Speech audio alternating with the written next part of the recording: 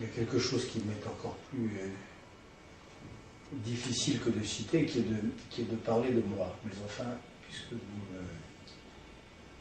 vous m'y conviez et que la règle du jeu est de ne pas se dérober, c'est ce dont nous sommes convenus, donc évidemment je ne me déroberai pas. Alors, sur l'atopie d'abord, il est vrai que j'ai cette particularité biographique, dont je suis convaincu que beaucoup la partagent, mais enfin, peut-être pas tant que ça quand même, en tout cas dans nos contrées développées et dans les cercles que nous traversons les uns et les autres ici en Europe occidentale, de n'avoir pas de connaissance, d'avoir très longtemps vécu sans aucune espèce de connaissance de mon lieu natal. Aucune espèce de connaissance, aucune espèce de sensation, aucune espèce de souvenir. Puisque vous dites que vous n'avez pas de souvenir. Oui, mais de mon lieu natal, aucun. C'est-à-dire que je suis né dans un endroit d'où j'ai été transporté aussitôt ailleurs. Et donc, j'ai longtemps vécu jusqu'au milieu de la vie,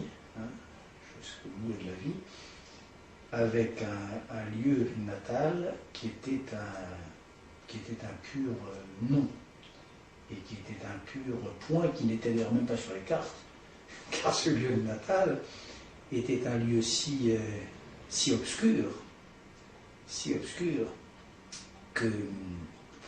qu'il n'était pas sur les cartes du pays où je suis né et qui est l'Algérie. Alors ça donne, je pense quand même, sans être, il n'y a même pas besoin d'être un Nietzschéen conséquent pour en avoir l'épreuve, ça donne un rapport à l'enracinement, à l'installation, au déplacement, et une allure, à une philosophie qui ne peut pas être indifférente. Et je suis convaincu que un livre comme l'idéologie française, je ne l'aurais pas conçu sans cette particularité biographique. Ça, c'est la première chose. Mais et quand je dis milieu de la vie, l'épisode est très simple et il est même assez romanesque. En un sens, je me trouvais en Algérie en 1991, donc j'avais 43 ans, en train de réaliser un film, une histoire des intellectuels pour la télévision, les aventures de la liberté. Et puis je travaillais à la séquence Camus de ce film. Et je me trouve sur les traces de... pardon, d'ailleurs, excusez-moi, là c'est inexact. J'avais terminé la séquence Camus et je travaillais sur Frantz Fanon. Et j'étais à l'hôpital psychiatrique de Blida, où Frantz Fanon avait exercé. Et je filmais les fous de Blida, et je tentais de retrouver sur leur visage, sur les grilles de l'espèce de promenoir qui ressemblait plus à celui d'une prison qu'à celui d'un hôpital, et dans les vestiges divers, je tentais de retrouver quelque chose du visage de Fanon. Et là, quelqu'un me parle de mon lieu de naissance. Mon Bénissaf, qui est le lieu où je suis né, apparaît dans la parole d'un des médecins qui m'accompagnait dans cette déambulation des fous de Blida. Et je suis évidemment extrêmement surpris. J'étais avec un garçon, un ami, j'étais avec ma femme et un ami qui s'appelle Marc Lambron et qui venait faire un reportage pour Le Point sur mon voyage. Et d'un seul coup, ce mot-là m'arrive. Et là, je dis, mais comme Bénissaf, il me dit, oui, vous connaissez, naturellement. Je dis, mais il me dit, c'est à quelques kilomètres d'ici, à 50 kilomètres, entre machin, etc. Voilà. Et j'ai pris une voiture, voilà, et je suis allé dans ce village que j'ai vu pour la première fois. J'ai demandé d'ailleurs à mon épouse Ariel Dombal de bien vouloir se livrer pour moi à une expérience barésienne chimiquement pure. c'est-à-dire de filmer. Je lui ai dit, voilà, on va voir ce qu'il en est vraiment. Est-ce que le fait d'être d'un lieu ou d'un autre, est-ce que cela provoque sur le corps humain mis en situation des vibrations particulières, des émotions visibles? Voyons comment le papier tournesol réagit. Et donc elle a filmé toute cette séquence, mon arrivée dans ce village magnifique d'ailleurs, et elle n'a pas perdu un gramme de mon visage, de mes mouvements, de mes gestes. La recherche l'endroit où j'étais là, et ce film a été perdu. Ce film a été un très bon film. C'est 2 heures, 3 heures, 4 heures peut-être des vidéos qui s'enchaînaient, et il a été perdu dans un de mes nombreux déménagements. Car évidemment, ce rapport au lieu de naissance, il a pour corrélat donc d'être toujours en déplacement, ça c'est un peu vrai. Et puis de l'être à tous égards. J'ai passé ma vie à changer de maison, à déménager. Là encore ces jours-ci, je vis à l'hôtel depuis quelques jours. Et pour sûrement un certain temps. Donc voilà, ce film a été perdu. Donc voilà, l'atopie, elle est vraiment... je crois qu'elle est fondée.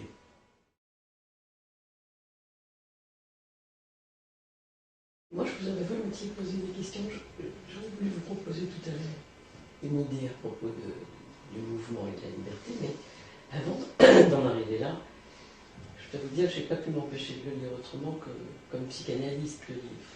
Donc je me suis posé une question, je me suis demandé au fond où passait la libido. Et j'ai 3 propositions à vous faire sur lesquelles j'aimerais vous entendre. Les femmes, la guerre, le judaïsme. Alors, à propos des femmes, il y a un trait comme ça que vous relevez qui m'a paru assez précieux.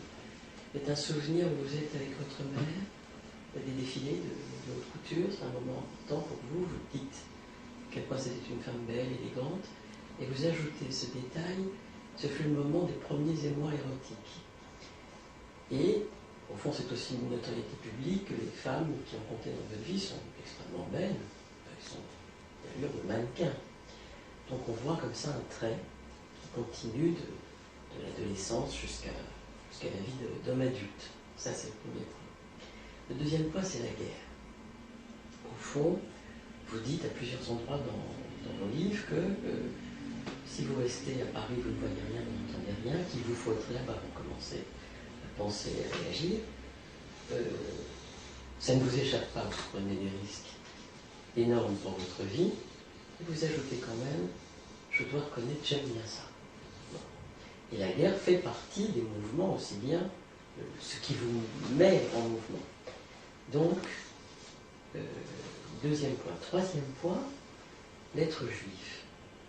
Vous dites, bon, il y a tout ce que vous partagez avec Benny Lévy, mais Finkielkraut et quelques autres, mais pendant un moment, au fond, ça ne compte pas tellement, et puis à un moment, ça se remet à compter.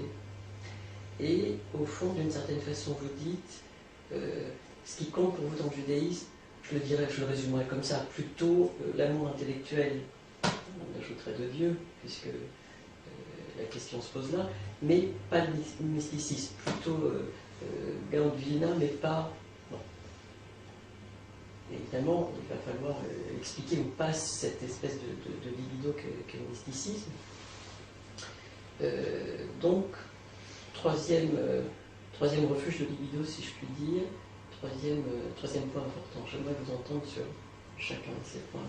Alors, la guerre, évidemment, c'est quand même là où ça saigne et où ça meurt. Et ça compte aussi dans votre vie. Donc, il y en a un quatrième. Sans doute.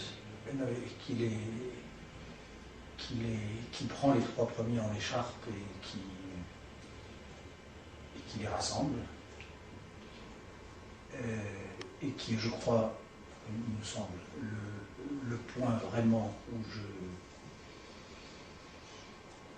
le point où se fixe mon désir, qui est les mots.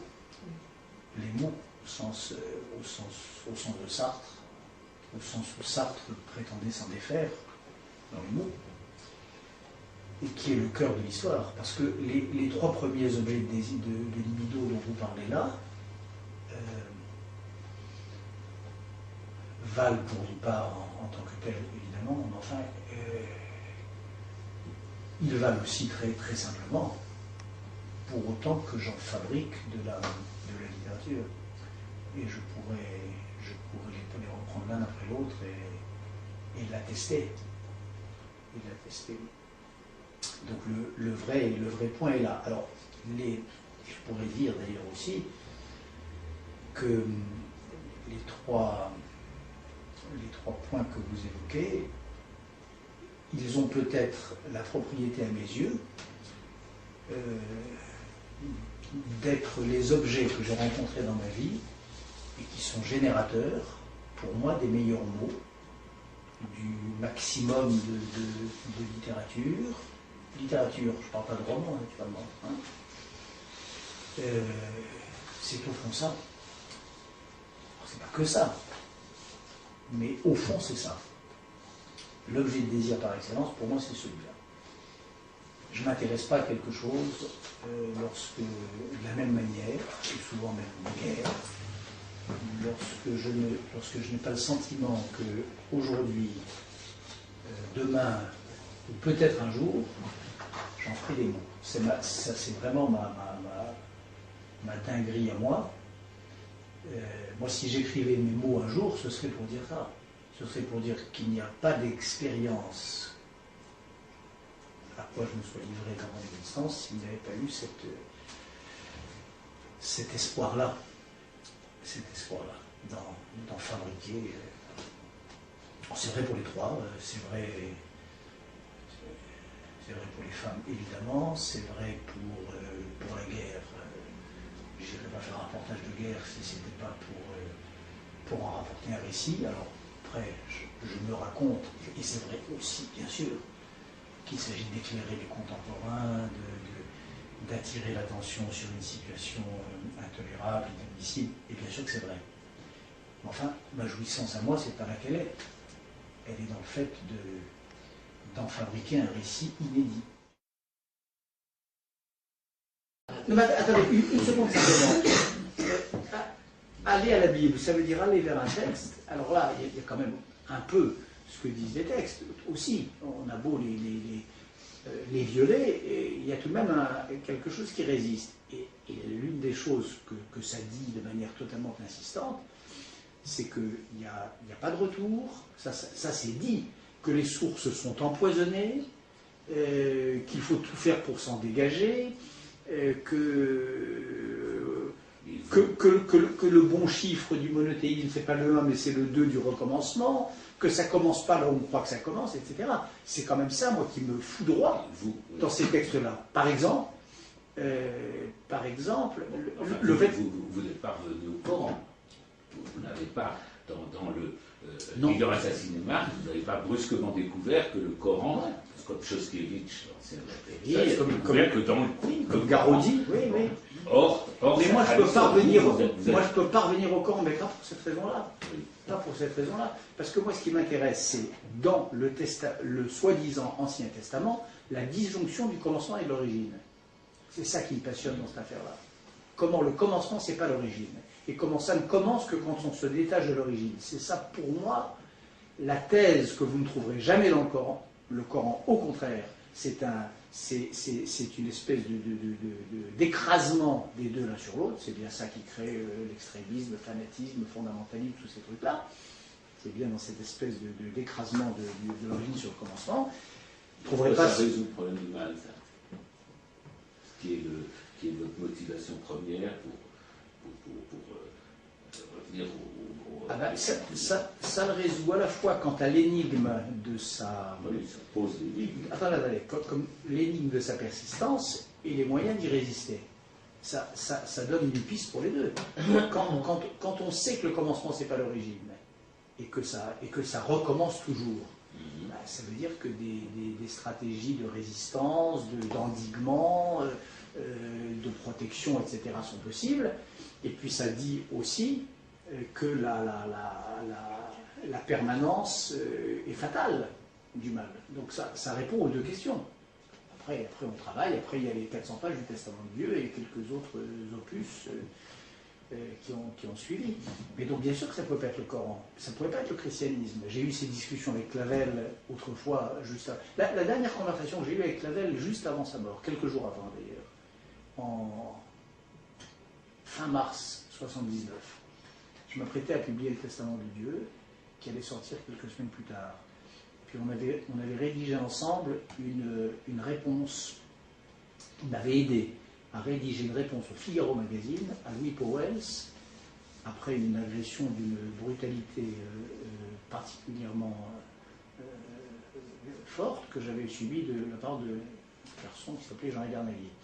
Et puis on avait fait ça sur un coin de table au Tucanam, cette réponse à et puis on avait discuté de ça. C'est la question qu'il m'avait posée. Mais au fond, pourquoi tu n'es pas devenu chrétien? Comme il pensait que j'étais devenu, mes camarades, et les vôtres d'ailleurs, Christian Jambet et Guy Larreau. Ben, je lui ai dit ça. Déjà à l'époque, je ne pouvais pas. Et pas pour des raisons d'atavisme. De retour. De signifiant. Ben, non. Vous n'avez pas eu d'éducation religieuse, mais on vous a dit, comme à moi-même, j'imagine, tu es juif. Oui, mais ça pouvait très bien être une raison de ne pas l'être, précisément. Entrons un peu dans le vif de quelques autres paradoxes, si vous voulez bien. Maintenant, il y en a un autre, moi, qui me paraît saisissant par rapport à cet échange que vous avez avec Jacques Alain. Dans votre livre, vous dites au fond que Dieu vient comme, enfin Dieu, le judaïsme vient comme la réponse à l'aporie que sont les totalitarismes, y compris celui de gauche. Alors, le totalitarisme d'un côté, c'est quand même une certaine forme du un tout, et puis vous en substituez un autre, c'est le un du monothéisme, en tout cas celui du judaïsme. Et enfin, est-ce que vous ne seriez pas d'accord quand même pour dire que depuis toujours, les guerres sont des guerres de religion? Oui. Alors, qu'est-ce que vous faites de ce paradoxe-là? Oui, ça c'est. Les guerres sont des guerres de religion, ça je crois qu'on peut. Oui, bien sûr, on peut lire, enfin, à condition d'étendre la signification du mot de religion, oui, c'est vrai. Alors ça, Nietzsche l'avait dit, comme vous savez, c'est vrai. Mais ce que j'en fais, c'est que le chiffre, comme je l'ai dit à l'instant, mais vous n'avez peut-être pas entendu, à Jacques Alain, le totalitarisme c'est peut-être le 1, mais le judaïsme c'est pas le 1, c'est le 2. C'est ce que les livres prophétiques, ce que le Talmud ne cesse de dire. Le monothéisme, oui. Dieu est un. Oui. Dans toutes les prières, Dieu est un. Oui, sauf qu'il y a deux tables de la loi, sauf qu'il y a une origine et un commencement. L'origine et le commencement, on ne peut pas dire qu'il n'y a pas le 1. Il y a le 1, le 2, le 3. Il y a même la Kabbale pour essayer d'expliquer le rapport au nombre. Donc ça, c'est vraiment rentrer de loin. Mais enfin, la grande progression, la grande avancée du judaïsme sur ce qu'il y avait avant, si on se réfère à Freud, après tout, il était quand même relativement calé là-dessus, c'est justement de passer d'un certain polythéisme à réunification et un seul. Ah, je crois pas que c'est réunification. Réunification, Freud ne dit pas ça. Il ne dit pas réunification, ça je crois pas. Du polythéisme à un Dieu, un seul oui, mais c'est pas une réunification, comme si tous les... La promotion du 1. Nous n'essayons pas de convaincre Bernard. On peut essayer de parler avec lui. Non, mais on essaie de lui faire dire le plus profond de lui-même. Donc... Voilà. Et le plus profond de moi-même, c'est que justement, c'est pas une... Alors, ce que je crois... Non, le mot de réunification me fait réagir. Laissez. Il me fait réagir. Non, ben non. Comment voulez-vous que j'oublie? Vous l'avez dit 2 fois. Non. Ça, il me fait réagir car ce que nous dit... Ça, c'est une différence entre le judaïsme et le catholicisme. C'est qu'il y a une solution de continuité, précisément. C'est que ça n'est pas réunification, ça voudrait dire que, voilà, quelque chose là se rassemble. Pour se diviser aussitôt, vous prenez l'être suprême en méchanceté dès que vous avez le bon Dieu. Mais je crois que le coup de force de ce que on peut appeler le monothéisme, c'est justement de dire qu'il se passe quelque chose qui n'a plus de rapport avec ce qu'on appelle la religion, le polythéisme. Je crois que c'est ça que disent les sages et les rabbins. C'est qu'il y a d'un côté les religions, les polythéismes, le machin, le lumineux, le mystérieux, le sacré, l'enchantement du monde, etc. Puis il y a d'un seul coup une tentative de désenchantement, de désensorcellement, de bond, mais extrême, hors du rang du lumineux, qui s'appelle le texte biblique. Et c'est certainement pas une réunification ou un rassemblement du petit sacré épars qui trouverait sa forme sublime, comme l'idée foncière, c'est que, à part le judaïsme, je ne sais pas si on peut même le désigner par là, l'écriture, tous les autres sont des païens. Les chrétiens sont des païens, en définitive, ont des petites divinités dans tous les coins. Et bon, en tout cas, ils traitent avec le paganisme. Je ne sais pas s'ils le sont, mais le projet catholique, il est bien là. C'est de composer avec le paganisme, de traiter avec lui, de signer, de nouer des tas de petits concordats, pas locaux, on dit ça. Voilà. Judaïsme, il n'y a pas de concordat. C'est pour ça qu'il y a très peu de monde d'ailleurs. Vous disiez là, le judaïsme est très orthodoxe. Je crois que non, y compris le judaïsme des plus ignorants. Moi, je suis très ignorant, mais je crois que la grande singularité, si ça a un intérêt de encore penser à toutes ces affaires-là, la grande singularité du judaïsme, c'est ça. C'est que c'est pas une religion, c'est que c'est pas du divin, c'est que c'est une autre catégorie que la catégorie du divin, que y a vous avez rencontré, au fond, une âme sœur en Béni. Quand vous avez rencontré Béni, vous étiez sur ce chemin-là, à partir du Testament de Dieu, enfin, après la barbarie, après l'assassinat de Marx, vous étiez sur ce chemin-là, et au fond, vous avez rencontré en Béni quelqu'un qui, partant d'un point assez opposé, au fond, vous convergeait avec votre recherche, ou même vous précédait un peu dans le... Précédé, j'en sais rien, c'était vraiment contemporain, c'est-à-dire que la Béni va vers Lévinas. C'est au même moment, hein, c'est-à-dire que Enfin, lui est allé jusqu'à Jérusalem. Lui, après, ça Mais quand vous l'avez rencontré, il était sur le chemin. Oui, c'est-à-dire on se revoit une fois chez Lévinas, ça je le raconte dans un des textes de ça. On se revoit une fois chez Lévinas, j'ai retrouvé la date, mais je ne l'ai plus en tête, je crois que c'est fin 78. Et je découvre, à ma grande stupeur, parce qu'il était toujours encore Pierre Victor, donc toujours dans ce fantasme de clandestinité, etc. Et donc j'avais pas de ses nouvelles, je ne savais plus où il en était, et je découvre en effet qu'on croise dans les mêmes eaux. Lui avec Sartre, et moi seul. Mais en effet, on se pose à peu près les mêmes questions. Il y a un texte de Lévinas d'ailleurs, dont vous trouverez les références, et que je citerai dans la version écrite dimanche.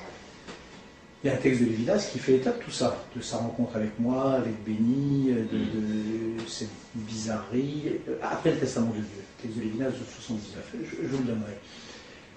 Donc c'est vrai que il y a là, oui c'est bizarre en effet, ces deux homonymes qui viennent de régions très très différentes du savoir, etc., du militantisme politique. Moi, j'ai jamais été un militant. Ils viennent de chez Althusser, en même temps, ils sont très pareils. Et qui se retrouvent dans le salon de Lévinas à Auteuil, une fin d'après-midi, autour d'une tasse de thé. Vers quelle année Fin des années 70. Fin 78, oui, fin 60 ou fin 77, je ne sais plus. La date est dans une de mes interventions là. On la rajoutera. Mais on se retrouve là, c'est-à-dire que l'un, Lévinas avait rendez-vous avec nous successivement, le même après-midi, l'un après l'autre. Logique, là encore, on vous dira quelque chose. Et puis l'un s'est attardé. Je crois que c'est Béni qui s'est attardé, et peut-être moi qui ai quelques minutes d'avance, je ne sais pas. Vous êtes arrivé, vous le connaissiez comme votre répétiteur. Je le connaissais comme mon tapir de 1960. C'est vous qui le tapir. C'est moi qui l'ai tapir, oui, mon tapireur. C'est moi qui l'ai tapir de 1966. Voilà. Et puis je connaissais sa réputation, sa légende, etc. Enfin, je ne l'avais plus revu depuis. Je l'avais plus revu depuis. Il a dû voir une fois rue du Bourtibourg où était le locaux de Jacques, voilà, je l'avais vu là avec Christian Jambet en 69, peut-être encore 70, et puis plus jamais, depuis 10 ans. Et je le vois là, comme moi, emprunté dans ce salon.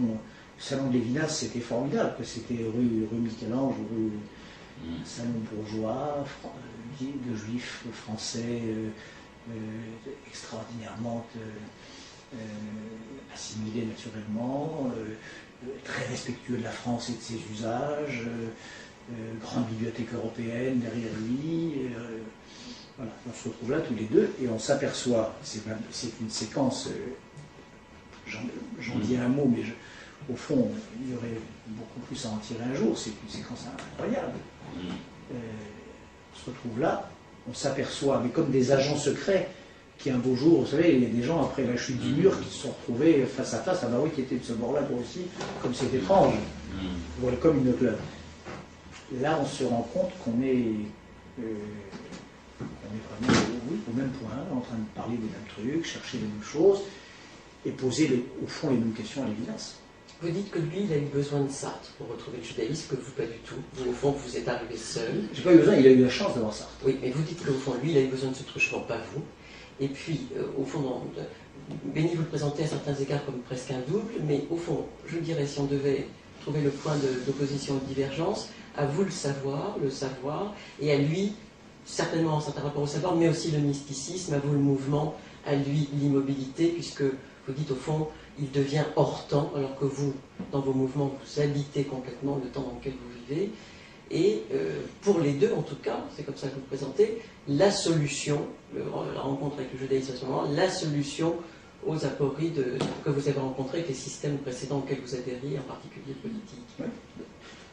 Pour lui, c'est vrai aussi, hein, sur la question de la révolution, sur la question de la conception politique du monde et sur la question du collectif. Il avait le sentiment d'être sur ces trois points-là dans l'impasse et il trouve la formule. Il trouve une formule qui lui permet de réavancer. Donc c'est en effet des situations analogues. Et c'est vrai qu'il y a une doublitude bizarre qui commence là. Après cette scène-là chez Lévinas, il y a deux trajets. Après, on ne se revoit plus encore pendant 10 ans. Qu'est-ce que je dis 10 ans? Non, 20 ans. On ne se revoit plus pendant 20 ans. Et on se retrouve quand je publie Le siècle de Sartre. Et là, oui, là, il y a ça. Oui.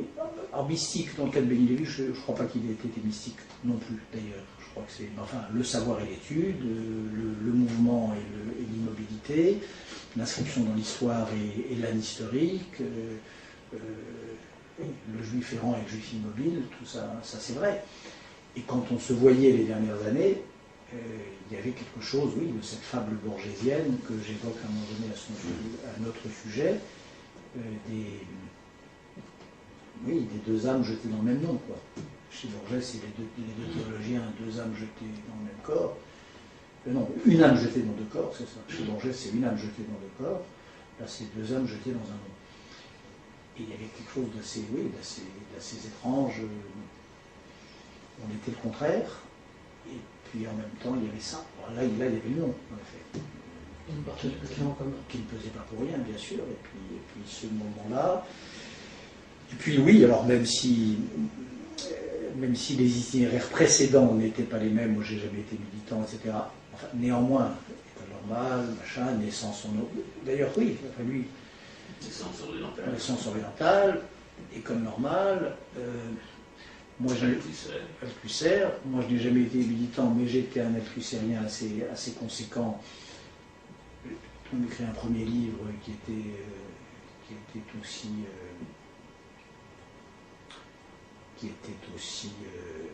au moins aussi maoïste que pouvaient l'être les tracts de la gauche prolétarienne, à ma manière à moi, en 72, qui s'appelle Les Indes Rouges.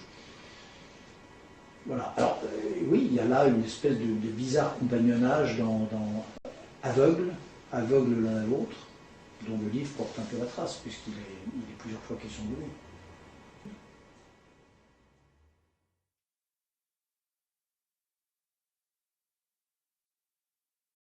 Moi, j'aime pas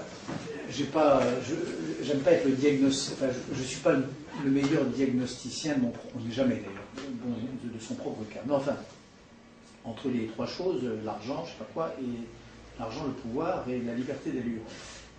Moi, je crois quand même, mais je crois qu'à condition de s'entendre sur ce que veut dire liberté d'allure, je crois que c'est quand même ça le point décisif. Ce que j'entends par là, c'est peut-être pas assez explicite dans le texte, mais ce que j'entends par là, par liberté d'allure, c'est la liberté de de fixer son propre calendrier. Voilà. C'est-à-dire, c'est cette attitude que j'assume, qui est parfois qui peut paraître déraisonnable, ou d'une arrogance. Enfin, tel que je le perçois, moi, quand j'ai l'occasion de prendre rendez-vous avec vous, c'est une vie, disons, très bohème, une vie de bohème supérieure. Non, c'est pas ça. C'est pas ça qui fixe en effet ses propres. Là, c'est son propre calendrier, et qui fait que chacun se sent, par rapport à vous, tout à fait dans son petit trou, dans sa routine. Oui, mais c'est pas ça. Oui. Ça, c'est le problème de chacun. C'est pas le mien. Non, moi, mon problème, c'est de dire, moi, je m'autorise. Et je crois que c'est ça le fond de l'affaire. Je m'autorise la liberté de dire, c'est Polanski qui est essentiel aujourd'hui. Oui. Voilà. Je m'autorise la liberté d'aller au Darfour au moment où personne ne s'y intéresse et de dire qu'il n'y a rien d'autre qui compte. Autrement dit, de fixer et d'interpréter, au fond. De fixer un agenda. C'est à l'interprétation qui choisit un élément qui apparaît secondaire au premier regard, et de mettre l'accent là et de dire c'est là qu'est le. Liberté d'allure, ça veut dire ça veut dire Rome est où je suis. Alors bon, que personne n'entende, ça c'est une autre affaire, possible, que peu entendre. Mais en tout cas, c'est ça, là, ce qui est au cœur, alors vraiment, de mon projet littéraire, philosophique et politique, c'est vraiment ça. Ce que je poursuis depuis 30 ans, c'est le droit de dire ça. Le droit de fixer mon agenda métaphysique sans égard à ce que l'universel reportage nous annonce. Je vais penser à ce qu'on pourrait, au fond, vous objecter, vous irriter. On pourrait dire, au fond, les causes que vous choisissez des causes, vous valorisez des causes au nom de votre idée de la justice, et au fond, vous les choisissez justement périphériques, dans les frictions, pour oblitérer le sens de l'histoire. C'est-à-dire, en effet, la décolonisation, le fait que les nations, les pays africains ont été décimés par les colonisateurs sans tenir compte des ethnies, produit nécessairement un certain nombre de désastres qui se succèdent et qui ont tous la même matrice. Et au fond, l'esprit du monde ne souffle pas là. Et en fait, en focalisant sur ces frictions qui se succèdent, au fond, vous oblitérez ce qui serait une réflexion globale sur qui domine et qui est dominé, qui exploite et qui est exploité.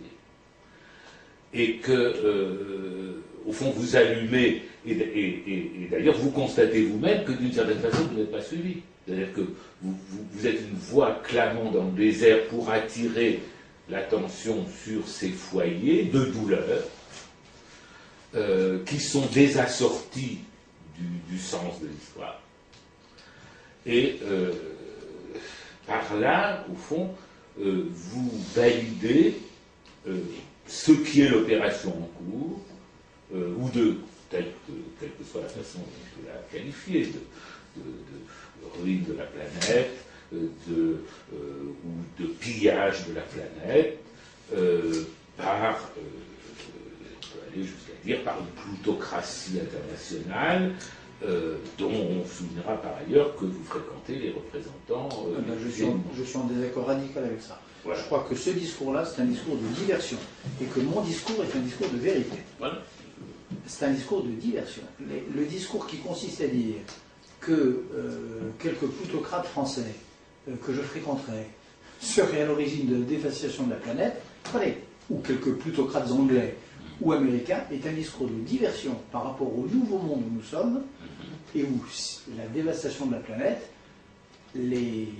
parmi ces auteurs éminents, vous avez les plutocrates chinois, dont les gens, dont M. Badiou et d'autres ne nous disent pas un mot, sont parmi les grands spéculateurs de matières premières et les gens qui affament la planète ou qui le pétrole.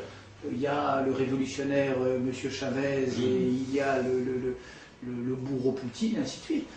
Moi, l'opération que je tente, c'est vraiment l'opération de résistance à la diversion. tous ceux qui nous parlent comme une espèce de disque rayé des ravages de l'impérialisme américain, hein, ce vieux discours que je connais par cœur, qu'on a vu naître, hein, vous comme moi, et Baran et Squeezie, et André Günther Frank, et le post-fanonisme, on a vu tout ça naître. Bien, c'est des gens qui sont comme... Alors s'il y a un esprit d'histoire, l'esprit d'histoire leur demande à ceux-là de faire rempart de leur corps pour dissimuler le forfait qu'accomplissent aujourd'hui les nouveaux maîtres du monde en formation, qui sont ceux que je viens de citer. Et moi, ce que je fais, c'est en tout cas d'introduire au moins un peu de complications dans le schéma, et du coup un peu de vérité. Voilà. Un discours qui nous ferait croire aujourd'hui que les pétroliers texans sont responsables de la montée du baril à $200 ou de sa chute à $50, en faisant l'impasse sur ce qui se passe en Russie, en Chine et au Soudan, est un discours d'escroquerie. Un discours qui nous expliquerait que l'Afrique est victime, l'Afrique que je connais bien, de l'impérialisme occidental, est un discours de mensonge par rapport à la réalité de la dévastation de ce continent, de sa ruine, de son coulage par cette espèce de chimère qui reste vraiment à penser, cette hydre, cette chimère, qui est le néo-capitalisme chinois. Donc justement, je ne... Badiou n'est certainement pas partisan. Non, enfin, dont cette mouvance-là ne nous parle pas. J'attends de voir. Ah ben, écoutez, moi je vois des dénonciations de l'Empire, je vois qu'il nous est recommandé de laisser les Kosovars et les Serbes à leur arène, et idem pour les Darfouris, et idem, etc., parce qu'ils sont pris par le mauvais côté dans l'affrontement entre l'Amérique et ses adversaires. Donc la focale, elle est bien là, sur la question de l'Amérique et sur la question de ceux qui s'y opposent, sur la question d'Israël et sur la question de la Palestine. Donc tout, c'est l'angle est celui-ci, et c'est ainsi que la planète est vue. Et je ne vois pas que l'on regarde le planisphère, hein, à partir de Khartoum, de Pékin, de Caracas, ou de Moscou et du trajet pétrolier, etc.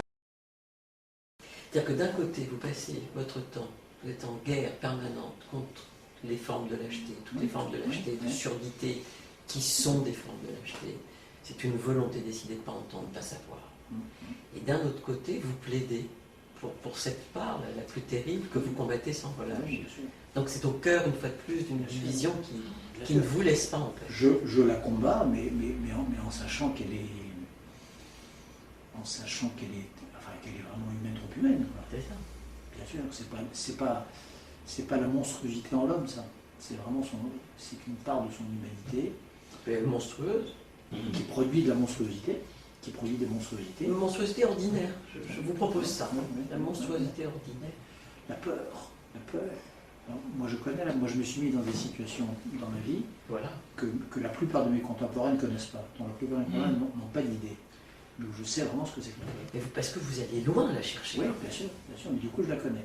Et ça aussi, une question à laquelle je n'ai pas répondu. Moi, j'ai pas le goût de la guerre, mais en revanche, j'ai le goût de savoir comment marche un moteur humain, le mien, dans des situations extrêmes. Ça m'intéresse. C'est quoi? C'est le challenge avec celui qui était dans les brigades internationales? Oui, d'une part, non, mais soyons plus cliniques. Volonté de connaissance. Moi, j'écris des romans pour en savoir plus sur le monde, quand j'en écrivais jadis, et si j'en écrivais un jour. Des romans qui servent à connaître. Pour moi, c'est à ça que c'est un roman, c'est pas un chantier. C'est des machines de connaissance. Et je me mets dans des situations où, pareil, je cherche à connaître un peu plus sur moi-même et sur par conséquent le moteur humain. Mais pas les droits, par chaud, par... Ah si, j'ai fait ça, j'aurais fait ça, pas les mêmes aujourd'hui. J'ai consommé plutôt du côté des amphétamines et autres, bien sûr, les drogues. Oui, vous avez poussé la machine très loin. Évidemment. Moi, tout ce qui... Moi, je suis... oui, tout ce qui me permet d'en savoir un peu plus. Vous êtes un imprudent. Je suis un imprudent, mais oui, mais parce que je suis surtout assoiffé de savoir. J'ai une volonté de savoir sans limite. À peu près sans limite. C'est terrible de dire ça. imaginez quoi que ce soit touché avec une drogue, je dirais que tout ça. Moi, évidemment, j'ai touché à ça. J'ai touché à ça au Mexique, j'ai touché à ça en Inde, et je touche à ça parfois encore quand j'écris, en prenant des. Je fais attention maintenant, mais de manière très contrôlée. Sylvie, la mère de mon fils, le sait, elle m'a vu faire. À l'époque, c'était le Cataline, après, ça a été le Survector, je les connais tous. Avant, c'était la Corilran dans ma jeunesse. Comme ça.